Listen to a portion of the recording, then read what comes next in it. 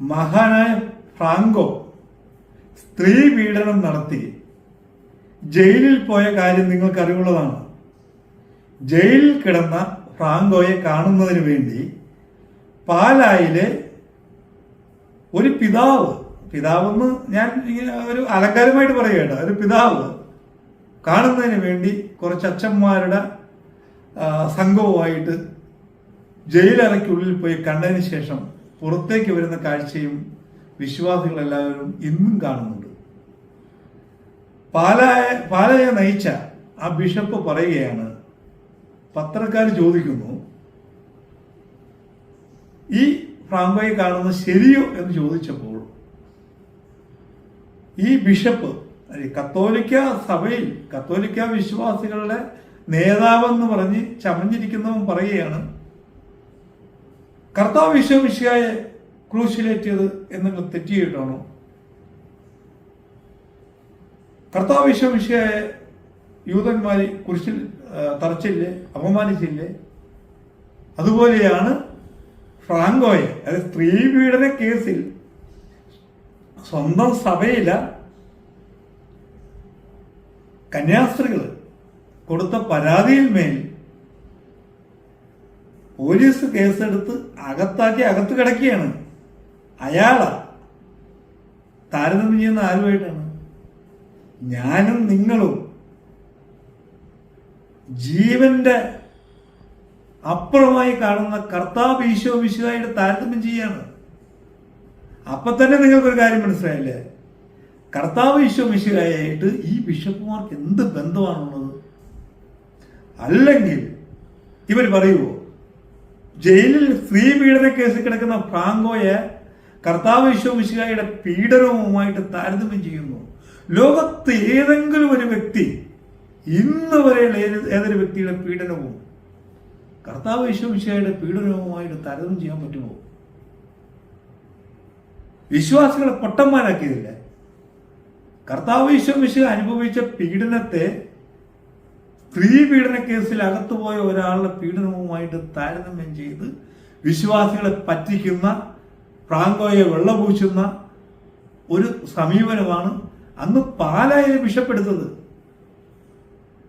ഇവിടെ വിശ്വാസികൾക്ക് വേണ്ടി, നമുക്ക് വേണ്ടി എറണാകുളത്തെ പൂർവികർ ചെയ്തു വെച്ച ആ സത്യം ഇന്നും നിലനിൽക്കണം എന്ന് ആവശ്യപ്പെട്ടുകൊണ്ട് ബഹുഭൂരിപക്ഷം വരുന്ന വൈദികര് ഒരു നിശ്ചയദാർഢ്യമായിട്ട് രംഗത്ത് വന്നിട്ട് അവരുടെ 21 പ്രതിനിധികള് ബിഷപ്പ് ഹൗസിൽ ഒന്ന് ബിഷപ്പിനെ കാണാൻ പോയി എന്ന് പറഞ്ഞ ഒറ്റ കുറ്റത്തില് അവരെ ഭീകരമായിട്ട് തല്ലിച്ചതച്ച് അവരുടെ വസ്ത്രം